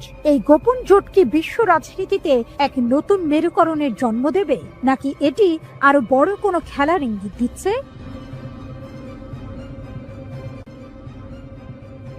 আলোচনার আলো নিভে গেল, ঝড় উঠল ইউরোপে। ইরান কি তবে পারমাণবিক অস্ত্রের দোরগোড়ায়? সব ছিল ঠিকঠাক, আলোচনা বসবে সেটাও জানা ছিল। মধ্যস্থতাকারীরা তৈরি ছিলেন, সময় চূড়ান্ত হয়ে গিয়েছিল প্রায়। চতুর্থ দফার আলোচনার জন্য সাজানো হয়েছিল কূটনৈতিক টেবিল। কিন্তু ঠিক শেষ মুহূর্তে যেন কেউ আলো নিভিয়ে দিল, বাতিল হয়ে গেল সেই বহু প্রতীক্ষিত বৈঠক। ইরান ও যুক্তরাষ্ট্র, দুই শত্রু, দুই ইতিহাস আর দুই শক্তিধর। বহু বছর ধরে সম্পর্কের আগুন জ্বলছে ধিকি ধিকি। আর এবার যখন আসা যাচ্ছিল, আলোচনার আলো ফুটছিল দিগন্তে, তখনই হঠাৎ সেই আলো নিভে গেল এক অজানা বাতাসে। প্রশ্ন উঠছে, এটা কি শুধুই দুর্ঘটনা, নাকি এর পেছনে লুকিয়ে আছে কোনো গভীর রাজনৈতিক ঝড়? সেই ঝড়ের শব্দ কি পৌঁছে গেছে ইউরোপ পর্যন্ত? গত 3 সপ্তাহে পরপর 3টি পরোক্ষ বৈঠক হয়েছে যুক্তরাষ্ট্র ও ইরানের মধ্যে। স্থান ওমান ও ইতালি। আলোচনার বিষয়বস্তু ছিল 2টি: যুক্তরাষ্ট্রের নিষেধাজ্ঞা তুলে নেওয়া এবং ইরানের পারমাণবিক কর্মসূচি নিয়ে স্পষ্ট সিদ্ধান্ত। প্রথম, দ্বিতীয় এবং তৃতীয় দফায় দুই পক্ষই সন্তুষ্টি জানিয়েছিল। সবাই বলেছে আলোচনা ছিল গঠনমূলক ও ইতিবাচক। ইরান জানায় চতুর্থ দফার জন্য সব প্রস্তুতি নেওয়া হয়েছে। ওমান, যুক্তরাষ্ট্র ও ইরান 3 পক্ষই ছিল রাজি। তারিখও ঠিক ছিল, এপ্রিলের শেষ সপ্তাহে বসবে বৈঠক। কিন্তু তখনই আসে এক অপ্রত্যাশিত ঘোষণা। কারিগরি ও যৌক্তিক কারণে বৈঠক স্থগিত। এই ঘোষণার পরপরই বদলে গেল পুরো দৃশ্যপট। আলোচনার স্থগিতকরণ নিয়ে যেমন প্রশ্ন উঠেছে, তেমনি ইউরোপে ছড়িয়ে পড়েছে নতুন আতঙ্ক। বিশেষ করে ফ্রান্স দাবি করছে ইরান গোপনে পারমাণবিক অস্ত্র বানানোর পথে অনেক দূর এগিয়ে গেছে। ফ্রান্সের পররাষ্ট্রমন্ত্রী জান-নোয়েল বারো সরাসরি বলেন, ইরান এখন পারমাণবিক অস্ত্র তৈরির দোরগোড়ায় দাঁড়িয়ে আছে। যদি এই কর্মসূচি ইউরোপের নিরাপত্তাকে হুমকির মুখে ফেলে, তাহলে আমরা আর এক মুহূর্তও দেরি করব না। আমরা 10 বছর আগের প্রত্যাহার করা সব নিষেধাজ্ঞা আবার ফিরিয়ে আনব। গত 28 এপ্রিল জাতিসংঘ নিরাপত্তা পরিষদের একটি গোপন বৈঠকে ফরাসি পররাষ্ট্রমন্ত্রী বারো বলেন, ইরানের কাছে বর্তমানে 6000 কিলোগ্রামেরও বেশি সমৃদ্ধ ইউরেনিয়াম রয়েছে, যা 2015 সালের পরমাণু চুক্তির নির্ধারিত সীমার প্রায় 30 গুণ বেশি। তিনি সতর্ক করে বলেন, এখন ইরানের ব্রেকআউট টাইম, অর্থাৎ বোমা তৈরি করতে যত সময় লাগে তা 1 বছর আগে কয়েকদিনে নেমে এসেছে। বারো আরও দাবি করেন, ইরানের পারমাণবিক অগ্রগতি শুধু নিজস্ব প্রয়োজনে নয়, বরং তাদের দূরপাল্লার ক্ষেপণাস্ত্র কর্মসূচি ও মধ্যপ্রাচ্যের সশস্ত্র গোষ্ঠীগুলোর প্রতি সমর্থনের অংশ হিসেবেই দেখা হচ্ছে। তবে তিনি জোর দিয়ে বলেন, ইরানের পারমাণবিক সমস্যার কোনো সামরিক সমাধান নেই। কূটনৈতিক পথই একমাত্র বিকল্প, যদি ইরান তা বেছে নেয়। নিষেধাজ্ঞার ব্যাপারে ফ্রান্সের হুমকির জবাব তেহরান থেকে ঝড়ের মতো। ইরানের পররাষ্ট্র মন্ত্রণালয়ের মুখপাত্র ইসমাইল বাঘাই বলেন, ফ্রান্স যা বলেছে তা সম্পূর্ণ ভিত্তিহীন। তারা ইচ্ছাকৃতভাবে সংঘাত তৈরি করতে চাইছে। এই ধরনের বক্তব্য আন্তর্জাতিক কূটনীতির জন্য অপমানজনক। আর জাতিসংঘে ইরানের স্থায়ী প্রতিনিধি আমির সাইদ ইরানি বললেন, এই হুমকি আসলে জাতিসংঘ সনদের সরাসরি লঙ্ঘন। এটি চাপ তৈরি করে আলোচনাকে ধ্বংস করার একটি অপচেষ্টা। তেহরান আবারও বলছে, তাদের পারমাণবিক কর্মসূচি সম্পূর্ণ শান্তিপূর্ণ। তারা কোনো পারমাণবিক বোমা বানাতে চায় না। কিন্তু পশ্চিম দুনিয়া, বিশেষ করে যুক্তরাষ্ট্র ও ইউরোপ, সেই কথায় ভরসা রাখতে পারছে না। ইরানের পররাষ্ট্রমন্ত্রী আব্বাস আরাকচি জানিয়েছেন, আমরা আলোচনার মাধ্যমে সমস্যার সমাধান চাই। ইউরোপীয় ত্রয়ী, যুক্তরাজ্য, ফ্রান্স ও জার্মানির সঙ্গে আমরা নতুন করে আলোচনার দিনক্ষণ নির্ধারণ করব। আলোচনা বন্ধ, অভিযোগ শুরু, উত্তেজনা বাড়ছে। আলোচনার মঞ্চ ফাঁকা হলেও পর্দার পেছনে চলছে এক অদৃশ্য কূটনৈতিক লড়াই।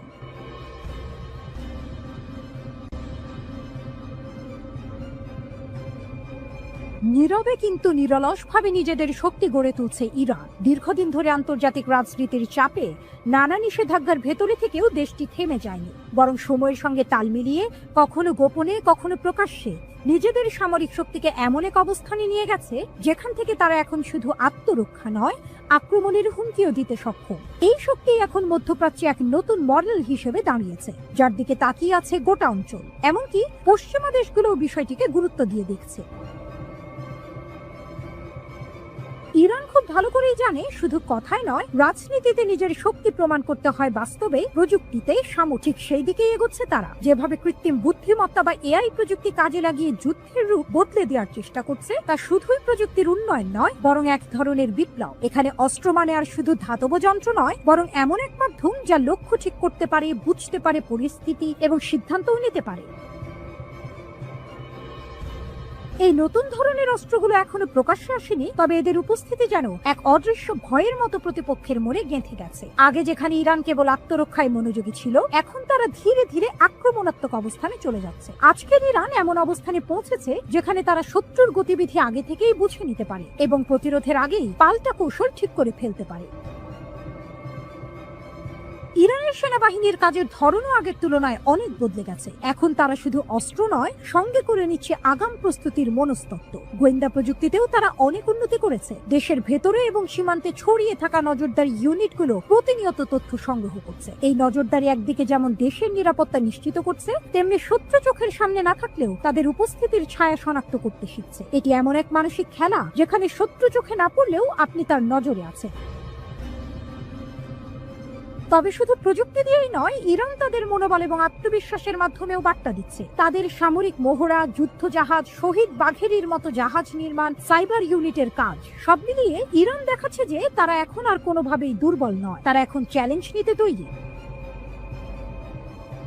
সাইবার যুদ্ধের অদৃশ্য জগতে ইরান যেভাবে নিজেদের অবস্থান শক্ত করেছে, তা নিঃসন্দেহে তাদের অগ্রগতির বড় প্রমাণ। কারণ এই যুদ্ধে না কোনো সীমান্ত আছে, না নির্দিষ্ট সময়, না কোনো স্পষ্ট যুদ্ধক্ষেত্র। এখানে হঠাৎ করেই ভেঙে পড়তে পারে কোনো দেশের গুরুত্বপূর্ণ তথ্য ব্যবস্থা বা সামরিক যোগাযোগ।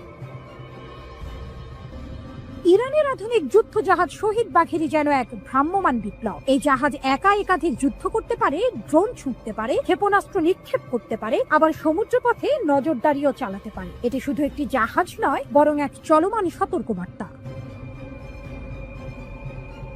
যেখানে এতদিন পারস্য উপসাগরে যুক্তরাষ্ট্র একচ্ছত্র আধিপত্য চালাতো, এখন সেখানে ফাটল ধরতে শুরু করেছে। এই পরিবর্তনের পেছনে রয়েছে তেহরানের পরিকল্পিত শক্তি প্রদর্শন। আগে যেখানে ইরানের ট্যাঙ্কার শত্রুর লক্ষ্য হতো, এখন সেগুলি ছুঁতেও কেউ সাহস করে না। কারণ ইরান স্পষ্ট করে দিয়েছে, তারা শুধু জবাব দেবে না, সেই জবাব হবে ধ্বংসাত্মক।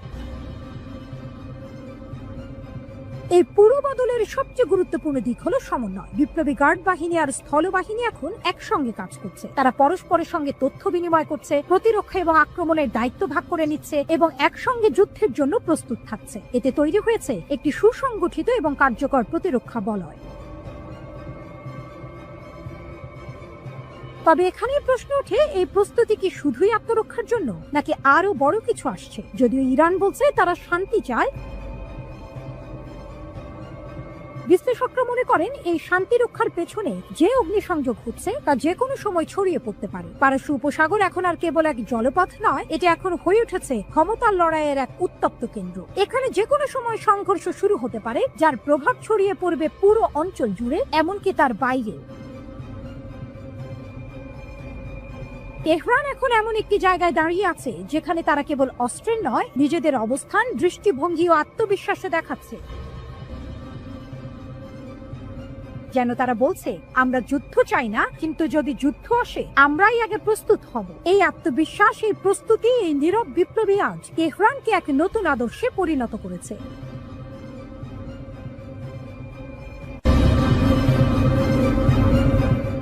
বাঘ শক্তিশালী হলেও মৌমাছির ঝাঁকটাকে পরাস্ত করতে পারে। ইতিহাসের এই সরল সত্যটি যেন বারবার শক্তিশালী রাষ্ট্রগুলোর ঔদ্ধত্যকে চূর্ণ করে দেয়। নেপোলিয়ন বা হিটলারের মতো ক্ষমতাধর শাসকরাও শেষ পর্যন্ত পরাস্ত হয়েছিলেন। বর্তমান প্রেক্ষাপটে ডোনাল্ড ট্রাম্পের ইরানকে ধ্বংস করার হুমকির পরিপ্রেক্ষিতে এই ঐতিহাসিক সত্যটি আরো বেশি প্রাসঙ্গিক হয়ে উঠেছে। প্রশ্ন জাগে, ইরান কি সত্যিই এত সহজে ধ্বংস করা যায়? ইরান প্রাচীন পারস্যের উত্তরাধিকারী, পৃথিবীর অন্যতম প্রাচীন সভ্যতা। ভৌগোলিকভাবে পাকিস্তানের প্রায় দ্বিগুণ এই দেশটি গত 5 শতাব্দী ধরে বহু সাম্রাজ্যের আক্রমণের শিকার হয়েছে। রোমান, আরব, মঙ্গল, তুর্কি, রাশিয়ান, এমনকি ব্রিটিশ শক্তিও ইরান দখলের চেষ্টা করেছে। কিন্তু আশ্চর্যজনকভাবে কেউই ইরানকে সম্পূর্ণরূপে পদানত করতে পারেনি। ইতিহাস সাক্ষী প্রাচীন পারস্য সাম্রাজ্য কতটা শক্তিশালী ছিল। এমনকি সাদ্দাম হোসেনও 8 বছর রক্তক্ষয়ী যুদ্ধ চালিয়েও ইরানকে জয় করতে পারেনি। আজকের দিনে পশ্চিমা বিশ্ব ইরানের ওপর একের পর এক নিষেধাজ্ঞা আরোপ করছে, কিন্তু এত চাপ সত্ত্বেও ইরান পশ্চিমা দেশগুলোর রক্তচক্ষুকে উপেক্ষা করে টিকে আছে। এর কারণ কি শুধুই সামরিক শক্তি, নাকি ইরানের এই স্থিতিশীলতার পেছনে অন্য কোনো রহস্য লুকিয়ে আছে? আসলে ইরানকে জয় করা এত কঠিন হওয়ার পেছনে একাধিক কারণ বিদ্যমান। এর মধ্যে সবচেয়ে গুরুত্বপূর্ণ হলো দেশটির ভৌগোলিক অবস্থান। ইরানের দক্ষিণ ও পশ্চিম সীমান্ত জুড়ে বিস্তৃত জাগ্রস পর্বতশ্রেণী প্রায় ১৬০০ কিলোমিটার দীর্ঘ। এটি উপকূল রেখা থেকে শুরু করে ইরাক ও তুরস্ক পর্যন্ত বিস্তৃত এবং ইরানের জন্য এক দুর্ভেদ্য প্রাকৃতিক প্রাচীর হিসেবে কাজ করে। এই পুরো পার্বত্য এলাকা পাথুরে এবং সহজে অতিক্রম করা যায় না। কৌশলগতভাবে গুরুত্বপূর্ণ বিষয় হলো এই পর্বত শ্রেণীর পাদদেশে অবস্থিত খোজেস্তান প্রদেশ ইরানের বৃহত্তম তেল ভাণ্ডার। ১৯৭৯ সালের ইসলামিক বিপ্লবের সুযোগ নিয়ে ১৯৮০ সালে সাদ্দাম হোসেন ইরান আক্রমণ করেছিলেন। তার পরিকল্পনা ছিল প্রথমে খোজেস্তানের তেল ক্ষেত্র দখল করে ধীরে ধীরে ইরানের অভ্যন্তরে প্রবেশ করে অন্যান্য শহরগুলো দখল করা এবং শেষ পর্যন্ত ইসলামিক বিপ্লবকে নস্যাৎ করা। কারণ সেই সময় ইরানের আয়াতুল্লাহ খোমেনি অন্যান্য আরব দেশগুলোতেও ইসলামিক বিপ্লবের আহ্বান জানিয়েছিলেন, যা সেখানকার রাজতান্ত্রিক শাসনের জন্য হুমকি স্বরূপ ছিল। এমনকি আরব দেশগুলো ছাড়াও ব্রিটেন ও আমেরিকা ইরানের বিরুদ্ধে যুদ্ধে সাদ্দামকে সমর্থন জুগিয়েছিল। যুদ্ধের শুরুতে সাদ্দাম হোসেন ইরানের অবকাঠামো ধ্বংসের উদ্দেশ্যে ব্যাপক বোমা বর্ষণ করেন, কিন্তু একটি দেশকে দখল করতে সামরিক অভিযানের বিকল্প নেই। প্রথম ২ বছরে ইরাকি বাহিনী ইরানের পশ্চিমাঞ্চল সহ খোজেস্তান দখল করতে সক্ষম হয়েছিল, কারণ বাগদাদ থেকে ইরাকি সেনাদের কাছে সহজে রসদ সরবরাহ করা যাচ্ছিল। কিন্তু ইরানের অভ্যন্তরে প্রবেশ করতে গিয়ে তারা বাধার সম্মুখীন হয়। সেই দুর্ভেদ্য বাধা ছিল জাগ্রস পর্বত শ্রেণী। ইরাকি সেনারা বহু চেষ্টা করে এই পাহাড় অতিক্রম করে ইরানে প্রবেশ করতে ব্যর্থ হয়। উল্টো ইরানি সেনাবাহিনী পাল্টা আক্রমণ চালিয়ে ইরাকের অভ্যন্তরে প্রবেশ করে। তবে এখানে ইরান একটি ভিন্ন সমস্যার সম্মুখীন হয়। ইরানের প্রধান ডিপো ও শহরগুলো জাগ্রস পর্বতের বিপরীত দিকে অবস্থিত হওয়ায় সেনাদের কাছে সময় মতো রসদ সরবরাহ করা কঠিন হয়ে পড়ে। এই কারণেই প্রায় ৮ বছর ধরে চলা এই রক্তক্ষয়ী যুদ্ধের কোনো সুস্পষ্ট ফলাফল আসেনি। আমরা যখনই ইরান আমেরিকা যুদ্ধের কথা বলি, আমরা শুধু তেহরান আর ওয়াশিংটনকে দেখি, কিন্তু পর্দার আড়ালে আসল খেলাটা খেলছে অন্য কেউ। সেই দেশটি হলো চীন। বলা হচ্ছে সম্ভাব্য যুদ্ধটা হয়তো ইরানের সাথে, কিন্তু পরোক্ষভাবে আমেরিকা আসলে লড়ছে বেইজিং এর প্রযুক্তির সাথে। চীন ইরানকে এমন কিছু দিয়েছে যা আমেরিকার সব থেকে দামি যুদ্ধ বিমানের জন্য জমদূত হয়ে দাঁড়াতে পারে। স্টেলথ বিমানের জব YLC-8B রাডার। আমেরিকার অহংকার হলো তাদের F-35 এবং B-2 স্পিরিট বোম্বার। এই বিমানগুলোকে বলা হয় স্টেলথ, অর্থাৎ এগুলো রাডারে ধরা পড়ে না। কিন্তু চীন ইরানকে দিয়েছে YLC-8B নামক এক অত্যাধুনিক অ্যান্টি স্টেলথ রাডার। এই রাডারটির ক্ষমতা কতটা? ৭০০ কিলোমিটার রেঞ্জ। এটি প্রায় ৭০০ কিলোমিটার দূর থেকেই শত্রু বিমানের অবস্থান বলে দিতে পারে। লো ফ্রিকোয়েন্সি নজরদারি। এটি এমন এক প্রযুক্তিতে চলে যা আমেরিকার পঞ্চম প্রজন্মের ফাইটার জেটকেও অনায়াসেই ট্র্যাক করতে পারে। Data sharing. বিমান শনাক্ত করার সাথে সাথে এটি ইরানের নিজস্ব প্রতিরক্ষা ব্যবস্থা যেমন বাভার 373 বা S-300-কে সিগন্যাল পাঠিয়ে দেয়, যাতে সেগুলো মুহূর্তের মধ্যে মিসাইল ছুটতে পারে।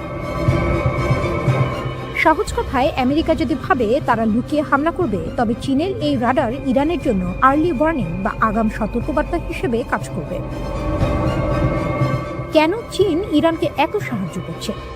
এখানে একটা বড় জিওপলিটিক্যাল চাল আছে। ২০২১ সালে চীন এবং ইরান একটি ২৫ বছরের কৌশলগত চুক্তি সই করেছিল। এই চুক্তির মূল কথা হলো চীন ইরান থেকে কম দামে তেল পাবে, আর বিনিময়ে ইরান পাবে চীনের হাইটেক সামরিক প্রযুক্তি।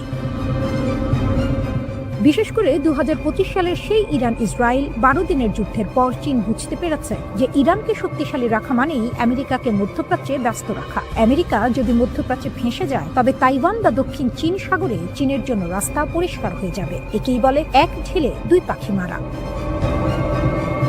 আমেরিকার দুশ্চিন্তা, সাপও মরবে না, লাঠিও ভাঙবে না। চীন কিন্তু সরাসরি যুদ্ধে নামছে না। তারা ইরানকে অস্ত্র দিচ্ছে এমনভাবে যাতে সরাসরি আমেরিকার সাথে তাদের সংঘাত না বাঁধে। কিন্তু এই প্রযুক্তির কারণে আমেরিকার অপারেশনাল খরচ এবং ঝুঁকি দুটোই কয়েকগুণ বেড়ে গেছে। প্রতিরক্ষা বিশেষজ্ঞরা বলছেন চীনের এই রাডার সিস্টেম পুরো মধ্যপ্রাচ্যের যুদ্ধের সমীকরণ বদলে দিয়েছে। আগে আমেরিকা আকাশসীমায় একচ্ছত্র আধিপত্য করত, কিন্তু এখন তাদের প্রতিটি পদক্ষেপ বেজিং এর রাডারের তলায়। ভাবুন একবার, কোটি কোটি ডলারের F-35 যদি সাধারণ এক চীনা রাডারের কারণে ধ্বংস হয়ে যায়, তবে আমেরিকার বিশ্বজোড়া সম্মানের কি হবে? ডোনাল্ড ট্রাম্প হয়তো ভাবছেন তিনি ইরানকে একাই সামলে নেবেন, কিন্তু চীনের এই অদৃশ্য হাত যদি ইরানের পেছনে থাকে, তবে এই যুদ্ধ আমেরিকার জন্য ভিয়েতনাম বা আফগানিস্তানের চেয়েও বড় দুঃস্বপ্ন হয়ে দাঁড়াতে পারে।